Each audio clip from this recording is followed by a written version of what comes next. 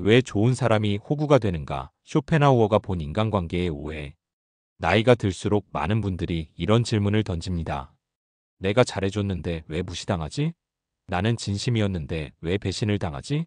사람을 믿고 도와준 게 잘못이었을까요? 독일 철학자 쇼펜하우어는 인간관계의 본질을 깊이 파헤치며 냉정한 경고를 남겼습니다. 사람은 기본적으로 이기적인 존재이며 무조건적인 신뢰는 배신의 씨앗이 된다는 것입니다. 어쩌면 너무 차갑게 들릴 수도 있습니다. 그러나 돌아보면 누구나 비슷한 경험이 있습니다. 힘들 때 도와줬던 친구가 어느 순간 나를 이용하기 시작하거나 진심을 다한 가족이 오히려 내 약점을 들춰 상처 주는 일 말입니다. 우리가 착각하는 지점은 바로 좋은 사람으로 살면 좋은 대접을 받는다는 믿음입니다. 하지만 현실은 다릅니다. 좋은 사람이 되려 할수록 오히려 호구 취급을 당하기 쉽습니다. 왜냐하면 사람들은 당신의 선의보다 자신의 이익을 우선하기 때문입니다. 선함은 미덕이지만 선함의 경계가 없으면 이용의 대상이 됩니다. 그렇다면 선의와 경계 사이 어디서 균형을 잡아야 할까요? 쇼펜하우어는 이렇게 말했습니다. 고양이에게 생선을 맡기지 마라. 인간의 본성은 이기적이다. 선의는 필요하지만 맹목적 신뢰는 위험하다는 뜻이죠. 그렇다면 우리는 어떻게 해야 순수함을 잃지 않으면서도 상처받지 않을 수 있을까요? 나도 그랬다. 선의가 무너지는 7장면. 우리 주변에는 선의가 무너지는 순간들이 곳곳에 숨어 있습니다. 첫 번째는 돈 문제입니다. 누군가 급하다며 돈을 빌려달라 했을 때 우리는 인간적인 정으로 도와주곤 합니다. 하지만 돌려받는 과정에서 관계는 금방 무너집니다. 돈을 빌릴 때는 두 손 모아 부탁하던 사람이 막상 갚을 때는 오히려 당당해지고 심지어 연락을 끊어버리기도 합니다. 두 번째는 직장 내 경쟁에서 일어납니다. 늘 함께 점심 먹고 의지하던 동료가 승진의 순간에는 나를 험담하며 자신의 기회를 챙깁니다. 세 번째는 가족 모임에서의 말 한마디입니다. 아직 취직 안 했니? 애는 언제 낳을 거야?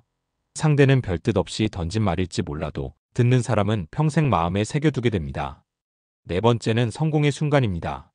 내가 잘 안 될 때는 술 한잔하며 위로해주던 사람들이 내가 잘 되기 시작하면 시기와 질투로 등을 돌립니다. 다섯 번째는 친밀함 속에서의 무례입니다. 친하다는 이유로 사소한 부탁을 당연시하고 내가 해주겠지라는 말로 내 마음을 소모시키는 경우입니다. 여섯 번째는 비밀의 배신입니다. 진심으로 털어놓은 이야기가 어느 순간 소문으로 돌아올 때 그 배신감은 이루 말할 수 없죠. 일곱 번째는 논쟁의 함정입니다. 잘못된 말을 바로잡고 싶어 끼어들었는데 오히려 싸움만 커져 관계가 소원해지는 일 말입니다. 이렇게 보면 나만 그런 경험 있나? 싶었던 순간들이 사실은 누구에게나 찾아옵니다. 선한 마음은 존중받아야 하지만 현실의 인간관계는 그렇지 않은 경우가 더 많습니다. 그렇다면 도대체 어디까지가 배려이고 어디부터가 호구일까요? 경계가 자비다 상처 없이 단단해지는 3원칙? 그렇다면 상처받지 않고도 따뜻함을 지킬 방법은 무엇일까요? 쇼펜하우어는 세 가지 원칙을 강조했습니다. 첫째, 말보다 행동을 보라는 것입니다. 누구든 나는 내 편이야 라고 말할 수 있습니다. 그러나 그 사람이 위기의 순간에 어떤 행동을 했는지가 진짜 증거입니다.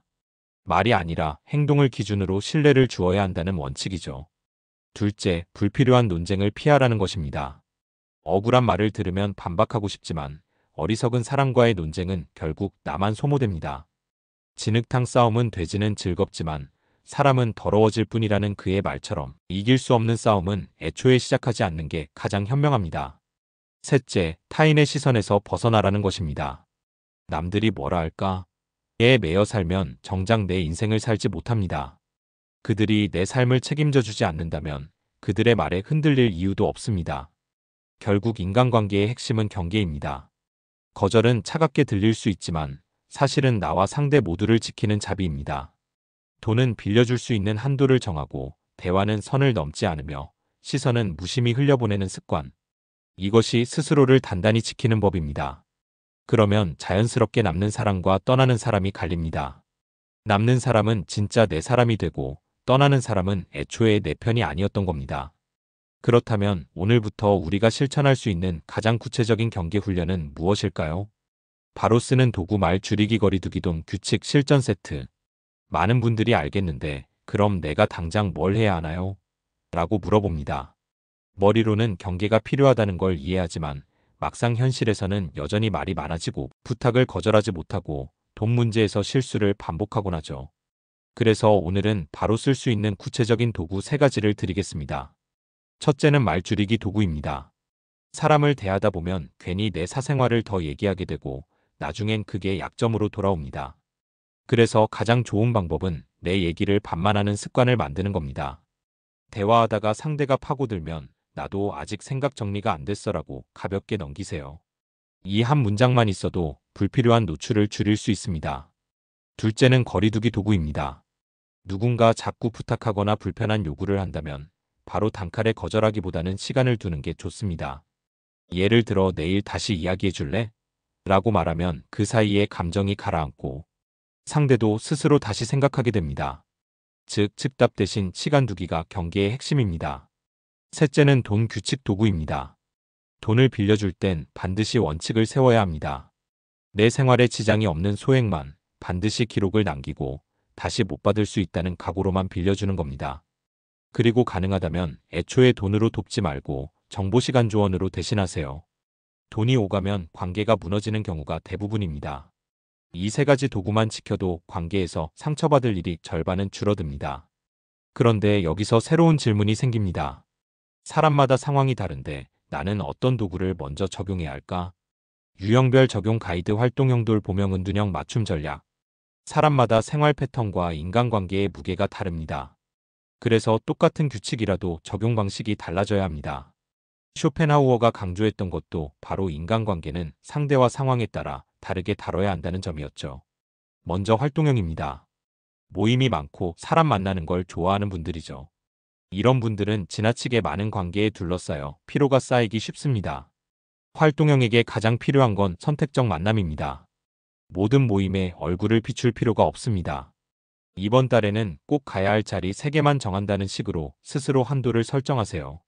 다음은 돌보명입니다. 자녀, 손주, 배우자, 부모까지 늘 누군가를 챙기는 역할을 맡고 있는 분들이 많습니다. 돌보명에게는 자기 목 지키기가 필요합니다. 매일 최소 30분은 온전히 나만을 위해 써야 합니다.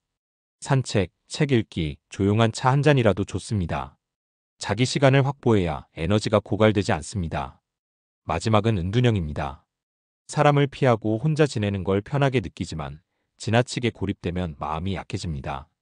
은둔형에게 필요한 건 작은 연결입니다. 큰 모임이 아니라 하루 한 통의 안부 전화, 일주일 한 번의 가벼운 카톡으로도 충분합니다. 중요한 건 끈을 완전히 놓지 않는 거예요. 이렇게 활동형 돌보명 은둔형에 따라 맞춤 전략을 세우면 억지로 남 따라하지 않아도 됩니다. 문제는 내가 지금 어떤 유형인지 어떻게 알 수 있을까? 라는 점이겠죠. 오늘 10분 실행 연락 한 통 거절 1문장 정리 1칸. 이제 마지막 단계입니다. 생각만으로는 아무것도 바뀌지 않습니다. 중요한 건 오늘 바로 실행하는 작은 습관입니다. 복잡하게 시작할 필요 없습니다. 딱 10분이면 충분합니다.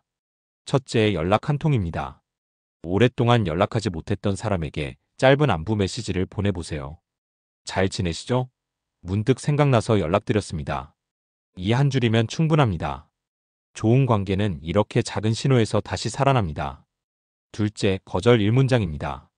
평소에 거절을 못해서 곤란했던 상황을 떠올려 보세요. 그리고 오늘은 딱 한 번만 연습해 보세요. 지금은 도와드리기 어렵습니다. 이번엔 힘들 것 같아요. 짧고 단호하게 말하면 됩니다. 처음엔 어색하겠지만 한번 해보면 의외로 상대가 쉽게 받아들이는 경우가 많습니다. 셋째, 정리 1칸입니다. 인간관계는 결국 생활습관과도 연결돼 있습니다. 내 주변이 정리되지 않으면 관계도 어수선해집니다. 오늘은 집안에서 작은 한 칸, 책상 위 한 칸이라도 정리해 보세요. 물건을 비우듯 마음의 불필요한 관계도 조금씩 비워내는 연습이 됩니다. 이 3가지를 하루에 10분만 투자해도 한 달 후에는 큰 차이가 생깁니다. 연락이 살아나고 불필요한 요구는 줄어들고 마음은 한결 가벼워집니다. 결국 인간관계의 변화는 거대한 결심이 아니라 작은 실천에서 시작됩니다. 그렇다면 내일은 어떤 10분을 더 해볼 수 있을까요? 바로 나를 위한 10분입니다. 건강 독서 산책 같은 나만의 시간을 만들어야 진짜 균형이 잡히는 것이죠.